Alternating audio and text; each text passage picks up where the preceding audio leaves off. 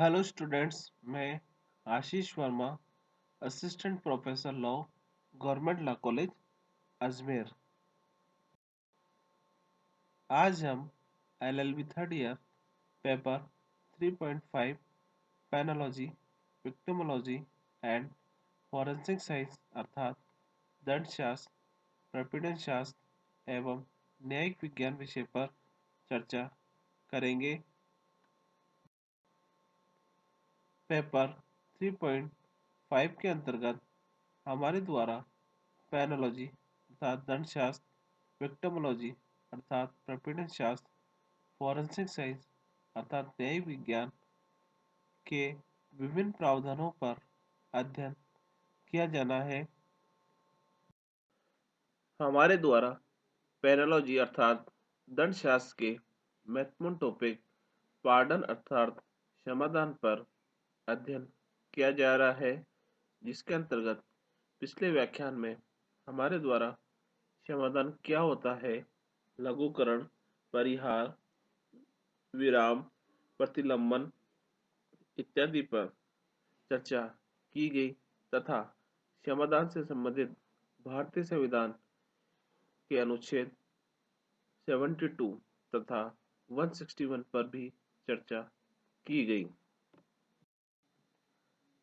आज के व्याख्यान में हम क्षमादान के संदर्भ में न्यायालय के रुख पर चर्चा करेंगे, अर्थात इसके अंतर्गत आज हम क्षमादान के संदर्भ में महत्वपूर्ण वादों पर चर्चा करेंगे, जिसके अंतर्गत सबसे पहले है के.एम. नानावटी बनाम महाराष्ट्र राज्य का 1962 का वाद। क्षमादान के संदर्भ में के.एम. नानावटी बनाम महाराष्ट्र राज्य का वाद महत्वपूर्ण है।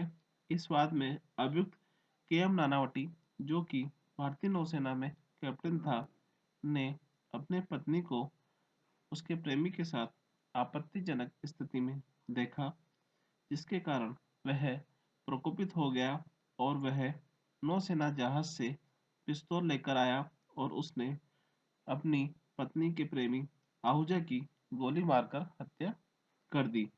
उसे हत्या के लिए आजीवन कारावास से दंडित किया गया, जिसकी बम्बई उच्च न्यायालय ने पुष्टि की। अभियुक्त ने इस दंड के विरुद्ध उच्चतम न्यायालय में अपील की और जब अपील न्यायालय में विचाराधीन थी, इसी अवधि में महाराष्ट्र के राज्यपाल ने अनुच्छेद 161 के अधीन उसे प्राप्त शक्ति का उपयोग करते हुए अभियुक्त के दंड का निलंबन कर दिया। राज्यपाल के इस निलंबन आदेश की वैधता को उच्चतम न्यायालय में इस आधार पर चुनौती दी गई कि अपील उच्चतम न्यायालय में लंबित होने की दशा में राज्यपाल अनुच्छेद 161 के अधीन उसे प्राप्त समाधान की शक्ति का प्रयोग नहीं कर सकता। उच्चतम न्यायालय ने इस याचिका पर निर्णय देते हुए स्पष्ट किया कि संविधान के अनुच्छेद 161 के अंतर्गत राज्यपाल की दंड के स्थगन या निलंबन की शक्ति उच्चतम न्यायालय के अनुच्छेद 145 के अधीन निर्मित नियमों के अध्ययन है, जिसमें यह उल्लेख है कि यदि अभियुक्त की सजा को निलंबित रखने के विरुद्ध उच्चतम न्यायालय में याचिका दायर की जाती है, तो उस स्थिति में अभियुक्त को पुलिस अभिरक्षा में रखा जाना आज्ञापक होगा। अतः महाराष्ट्र राज्य के राज्यपाल द्वारा पारित दंड के निलंबन का आदेश अपास्त किए जाने योग्य है। राज्यपाल अनुच्छेद 161 के अंतर्गत अभियुक्त के दंड का निरसन या स्थगन कर सकता है, बशर्ते कि इस संबंध में प्रकरण या अपील न्यायालय में विचाराधीन न हो। परंतु अपील न्यायालय में लंबित या विचाराधीन होने की स्थिति में राज्यपाल अनुच्छेद 161 के अधीन उसे प्राप्त समाधान की शक्ति का प्रयोग नहीं कर सकेगा। इसी प्रकार अब है मारूराम बनाम भारत संघ का 1980 का वाद। उच्चतम न्यायालय की संविधान पीठ ने मारूराम बनाम भारत संघ के मामले में अब निर्धारित किया कि क्षमादान की शक्ति का प्रयोग करते समय दंड प्रक्रिया संहिता की धारा 433 ए में निहित उद्देश्यों का ध्यान रखा जाना चाहिए और न्यायालय ने यह भी स्पष्ट किया कि अनुच्छेद 72 के अधीन क्षमादान की अधिकार शक्ति का प्रयोग राष्ट्रपति द्वारा केंद्र सरकार के परामर्श से किया जाना चाहिए, न कि स्वयं के विवेक से, तथा राष्ट्रपति ऐसे परामर्श से बाध्य होता है। अब है विनीत नारायण बनाम भारत संघ का 1998 का वाद। इस वाद में राष्ट्रपति की क्षमादान की शक्ति के न्यायिक पुनर्विलोकन को उचित ठहराते हुए उच्चतम न्यायालय ने विनिश्चित किया कि यह एक संवैधानिक शक्ति होने के कारण इसका न्यायिक पुनर्विलोकन सामाजिक हित में होगा, क्योंकि किसी प्राधिकारी को चाहे वह कितने ही उच्च पद पर आसीन क्यों न हो, अपने व्यक्तिगत अहम एवं पद के अनुचित प्रयोग की अनुमति नहीं दी जा सकती और यदि उसने गलत या मनमाने ढंग से कोई आदेश पारित किया हो तो उसे सुधारा जाना जनहित में होगा।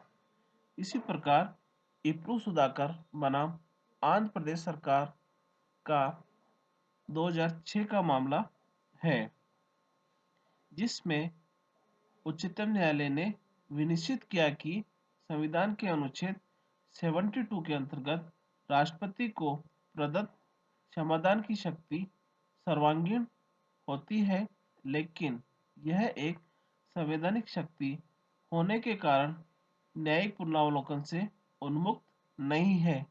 यद्यपि इसका न्यायिक पुनर्विलोकन केवल कुछ सीमित दशाओं में ही हो सकता है, जिसके अंतर्गत यदि क्षमादान का आदेश बिना उचित सोच विचार के पारित किया गया हो या यदि आदेश कदाशयपूर्ण हो या यदि क्षमादान का आदेश बहिरंग या असंगत कारणों पर आधारित हो या यदि क्षमादान का आदेश पारित करते समय सुसंगत तथ्यों पर विचार न किया गया हो या यदि आदेश मनमाने ढंग से पारित किया गया हो, तो इसका न्यायिक पुनरावलोकन हो सकता है।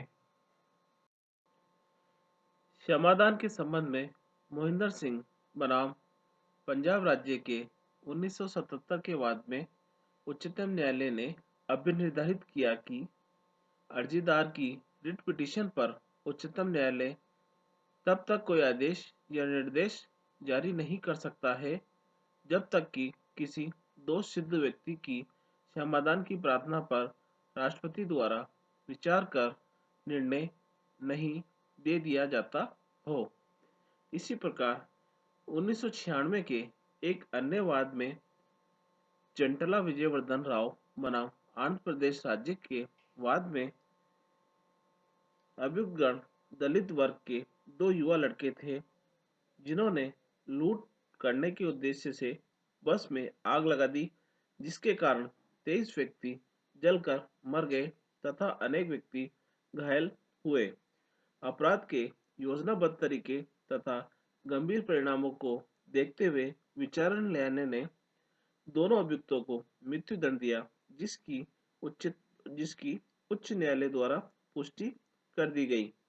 इस पर कुछ मानवाधिकार संगठनों ने आपत्ति जताई तथा उक्त दंड के विरुद्ध उच्चतम न्यायालय में भी याचिका दायर की, जो न्यायालय द्वारा खारिज कर दी गई।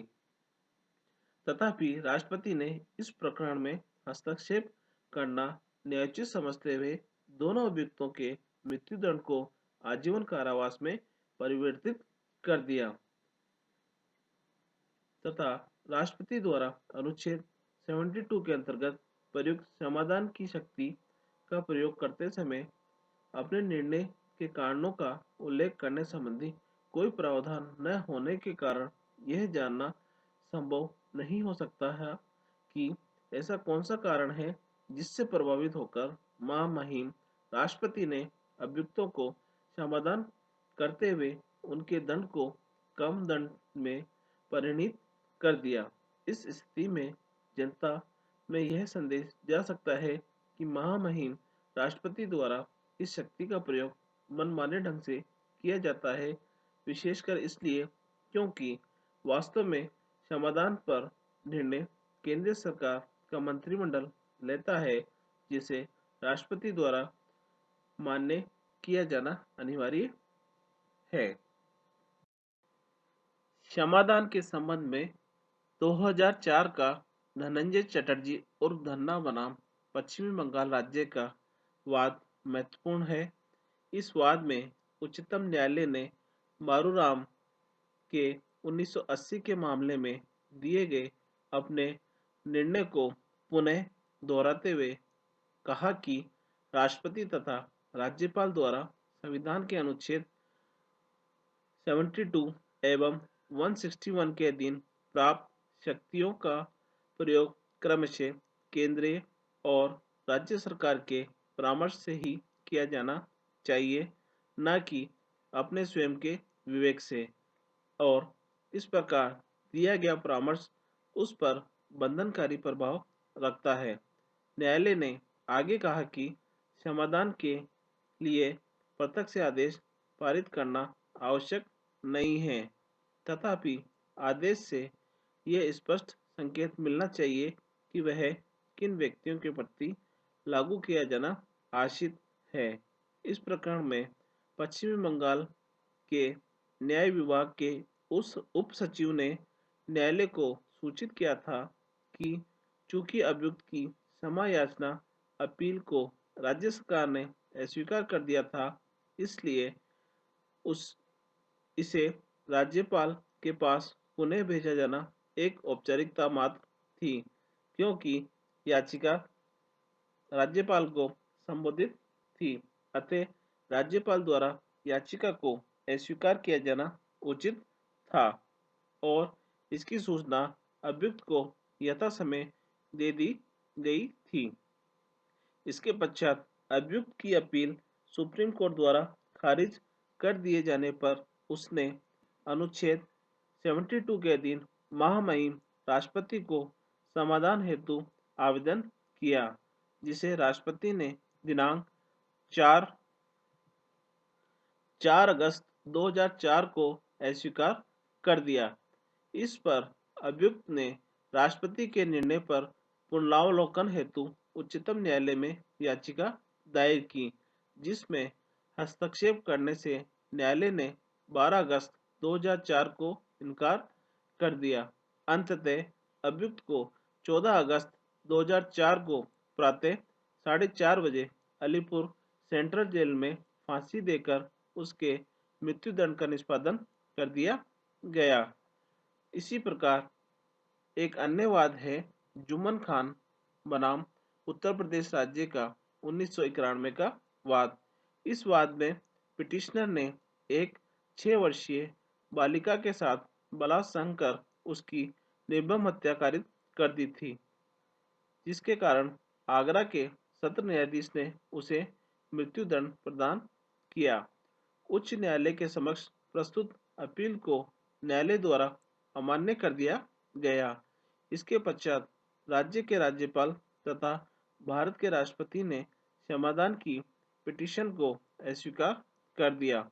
गृह मंत्रालय द्वारा पुनः प्रस्तुत समाधान की याचिका को भी राष्ट्रपति ने खारिज कर दिया।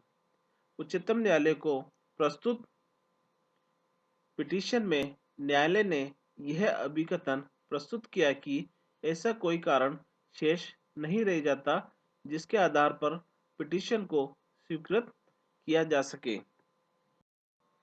इसी प्रकार 1977 के शिव मोहन सिंह बनाम दिल्ली प्रशासन के वाद में उच्चतम न्यायालय के न्यायमूर्ति कृष्णा अय्यर ने यह विचार व्यक्त किया कि राष्ट्रपति के समाधान के लिए दोष सिद्ध व्यक्ति तब तक कई बार प्रार्थना पत्र प्रस्तुत कर सकता है जब तक कि उसे प्रलय दिवस को फांसी नहीं दे दी जाती। इसी प्रकार 1998 के स्वर्ण सिंह बनाम उत्तर प्रदेश राज्य के वाद में उत्तर प्रदेश के राज्य मंत्री के विरुद्ध हत्या का मामला सिद्ध हो जाने पर उसे न्यायालय द्वारा आजीवन कारावास से दंडित किया गया था, जिसे राज्यपाल ने माफ कर दिया। उच्चतम न्यायालय ने राज्यपाल के इस आदेश को प्रत्याख्यापित करते हुए सुनिश्चित किया कि यह सच है कि न्यायालय को राज्यपाल द्वारा संविधान के अनुच्छेद 161 के अधीन पारित आदेश में हस्तक्षेप करने की कोई शक्ति प्राप्त नहीं है, परंतु यदि ऐसा आदेश संवैधानिक सिद्धांतों के विपरीत कदाशय तथा मनमाने ढंग से पारित किया गया हो तो न्यायालय का हस्तक्षेप न्यायोचित होगा। इसी प्रकार समाधान के संबंध में केहर सिंह बनाम भारत संघ के 1989 के वाद में उच्चतम न्यायालय ने अनुच्छेद 72 के अधीन राष्ट्रपति की समाधान संबंधी शक्ति की सविस्तार व्याख्या की है। इस मामले में श्रीमती इंदिरा गांधी की हत्या के लिए दोषी अभियुक्त केहर सिंह ने विचारण न्यायालय के निर्णय को गलत बताते हुए चुनौती दी तथा राष्ट्रपति से सुनवाई का अवसर दिए जाने की प्रार्थना की थी।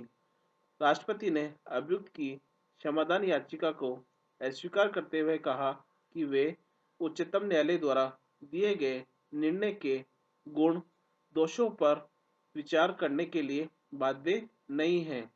राष्ट्रपति को प्रदत्त क्षमादान की शक्ति एक संवैधानिक शक्ति है जिसका प्रयोग मंत्रिमंडल के परामर्श से किया जाता है। इसी प्रकार कुलजीत सिंह रंगा बनाम भारत संघ 1980 के बहुचर्चित वाद में उच्चतम न्यायालय के न्यायाधीश चंद्रचूड़ ने कहा कि राष्ट्रपति को अनुच्छेद 72 में अंतर्निहित समाधान की शक्ति को उचित रूप में प्रयोग में लाना चाहिए। उक्त मामले में रंगा और बिल्ला दोनों दोष सिद्ध व्यक्तियों को मृत्युदंड की सजा को उच्चतम न्यायालय ने अनुमोदित कर दिया था। उच्चतम न्यायालय ने समाधान की याचिका को अस्वीकार करते हुए अपना निर्णय दिया था कि राष्ट्रपति ने समाधान की शक्ति का उपयोग न करके यथोचित निर्णय लिया है, क्योंकि अपराध अत्यंत जघन्य प्रकृति का था और न्यायालय और समस्त न्यायालयों द्वारा उसके दंड का अनुमोदन कर दिया गया है। किसी दोष सिद्ध अपराधी को समाधान करना या न करना पूर्णतया राष्ट्रपति के विवेक का प्रश्न है। अतः राष्ट्रपति को इस संबंध में अपने निर्णय के कारणों का उल्लेख करना भी आवश्यक नहीं है। इस प्रकार आज हमारे द्वारा पेनोलॉजी अर्थात दंडशास्त्र के टॉपिक पार्डन अर्थात क्षमादान पर चर्चा की गई, जिसके अंतर्गत आज हमारे द्वारा क्षमादान से संबंधित कुछ महत्वपूर्ण वादों पर चर्चा की गई। पिछले व्याख्यान में हमारे द्वारा क्षमादान का अर्थ और राज्यपाल और राष्ट्रपति को भारतीय संविधान के अनुच्छेद 72 और 161 के अधीन दी गई शक्तियों पर चर्चा की गई थी। आज हमारे द्वारा न्यायालयों के समाधान के प्रति रुख और उनके द्वारा दिए गए निर्णयों पर चर्चा की गई।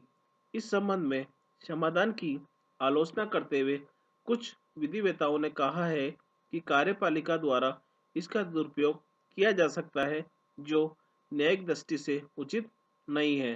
किसी अपराधी को समाधान दिए जाना अन्य अपराधियों पर प्रतिकूल प्रभाव डालता है और वे स्वयं के प्रति अन्याय इसे मानते हैं। समाधान के विषय में अपने विचार व्यक्त करते हुए जे.एल. ग्लिन ने कहा कि यदि इस अधिकार शक्ति का सावधानी से प्रयोग किया जाए, तो इससे न केवल अभियुक्त का संभावित अन्याय से संरक्षण होगा, अपितु विधि के प्रति लोगों की निष्ठा बढ़ेगी और न्यायतंत्र के प्रति जनता में विश्वास उत्पन्न होगा। इस प्रकार हमारे द्वारा आज के व्याख्यान में न्यायालयों के समाधान के प्रति रुख और निर्णयों पर विस्तृत चर्चा की गई। धन्यवाद।